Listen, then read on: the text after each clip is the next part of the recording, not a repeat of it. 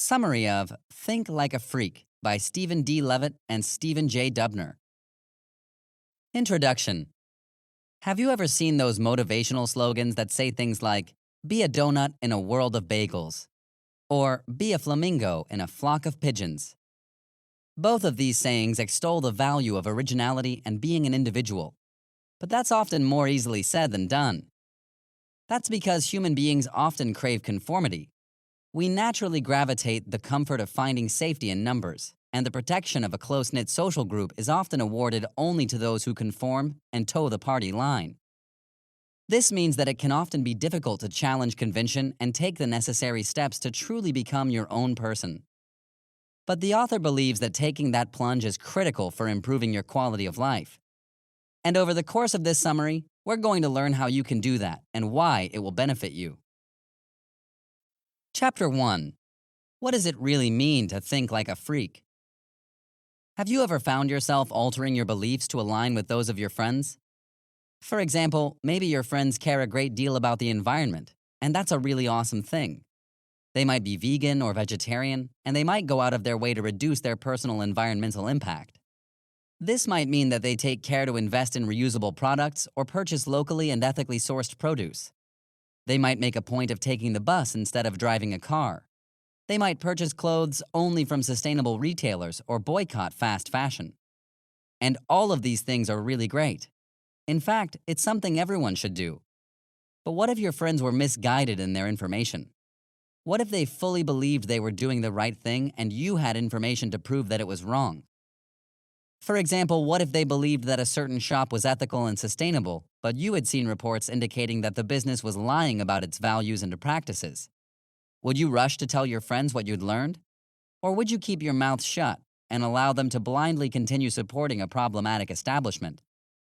Now, this is a relatively innocent and uncontroversial example, so your decision might not be that hard. Presumably, your friends are kind, decent people who trust you and want to do the right thing. So if you talk to them tactfully and provide evidence to support your statements, it's highly likely that the conversation will go well and no one will get upset. But what if you're faced with a more controversial topic? What if you have a moral imperative to provide a friend with some information that challenges their strongly held social or political beliefs?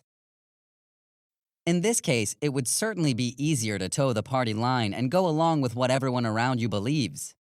Indeed, embracing convention and refusing to challenge the status quo often sounds like the best solution because it's the path of least resistance. But that doesn't mean it's the best or even the right thing to do. In fact, this line of thinking is in direct opposition to the principles of thinking like a freak. But what does it mean to think like a freak? And why do you need to do it? Well, the author argues that thinking like a freak is important because, for starters, it allows you to make better decisions. This can clearly be seen in the contest between conventional wisdom and thinking outside the box. For example, if you go along with what everyone around you is thinking, you might achieve comfort and conformity, but you won't necessarily make the right decision for yourself or others. By contrast, if you choose to think critically and form your own opinions based on sound evidence and statistics, you might not be very popular, but you'll be doing the right thing. Now, that doesn't mean that you have to be pedantic about everything, or that you have to be like Spock from Star Trek. You don't have to be a know-it-all or a killjoy, and you don't have to rely solely on statistics in place of emotions. But it does mean that you should be able to think for yourself instead of blindly following the crowd. It means that your top priority should be to ask, is this true? Is this right? Rather than, do my friends agree with this? Realigning your priorities might not make you very popular. It might lead to some disagreements with your friends. You might look weird for challenging the commonly accepted convention. But when you learn to think like a freak, you'll likely find that you're more likely to make the right decisions, rely on sound information, and feel good about the choices you're making. And at the end of the day, no matter what happens, you'll know that you're the sort of person who can think for themselves. Isn't that what's really most important? Chapter 2. I don't know is an acceptable answer. When you were a kid, did you ever feel pressured to know the answer about something when you really didn't know? Did an adult authority figure ever tell you that I don't know isn't an acceptable answer?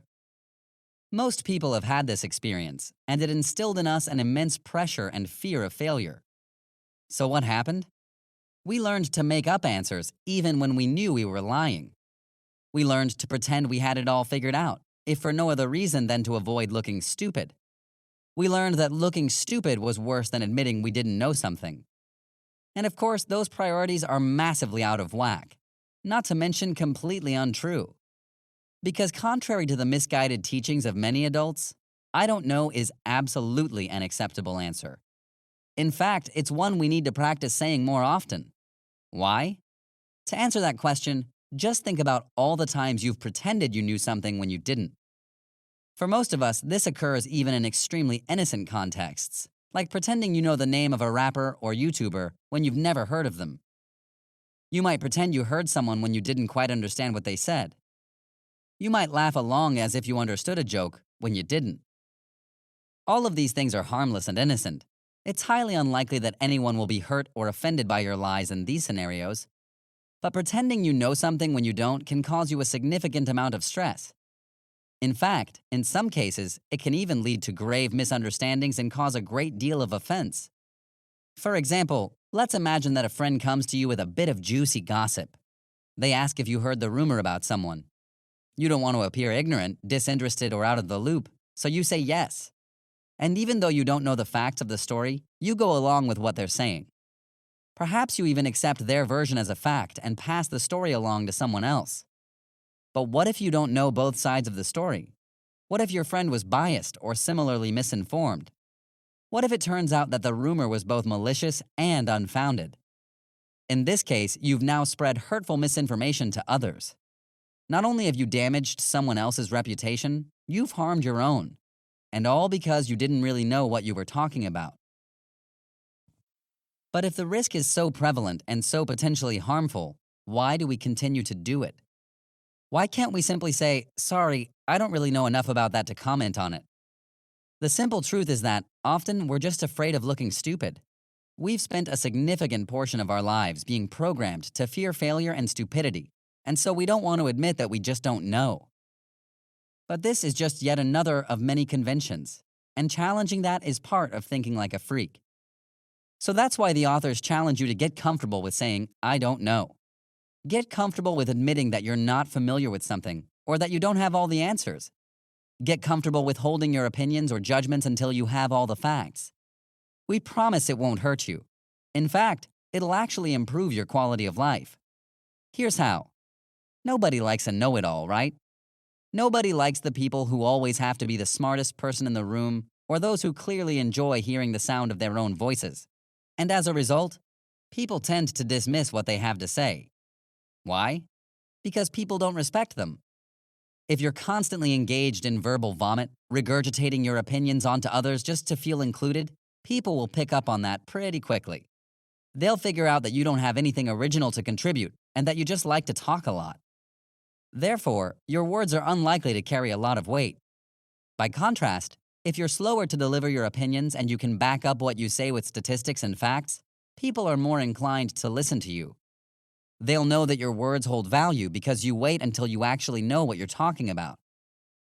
And they'll respect you for admitting that sometimes you don't know enough to be part of the conversation. As we mentioned in the previous chapter, following this strategy may not make you very popular. And at first you might feel silly because this is such a massive breach of convention. But it's valuable because it's so rare and people will recognize that. So get comfortable admitting that you don't know something and give yourself the freedom to be wrong. Because in doing so, you'll also give yourself the freedom to learn, explore, and get it right. And that's one of the best parts of thinking like a freak. Chapter 3. What does it really mean to think outside the box?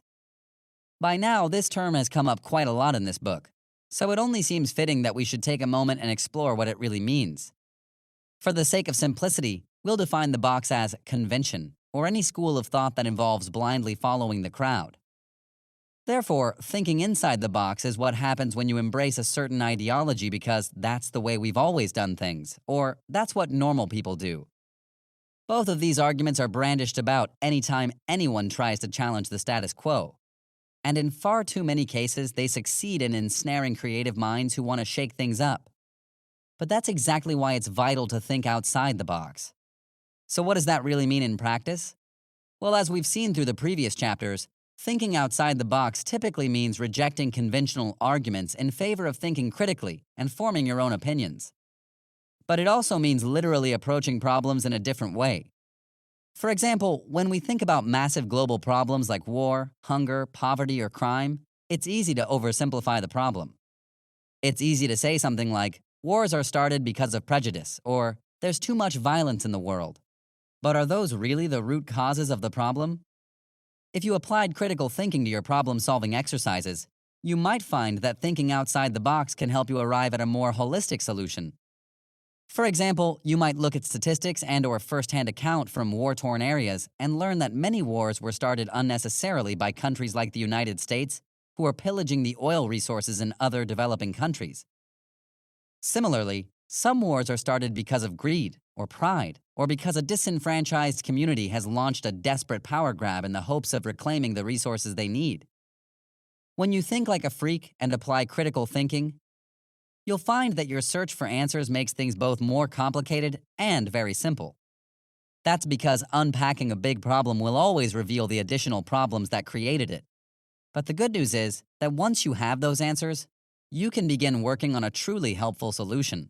And that can be said of any problem from world peace to a minor argument with your neighbor. Final summary.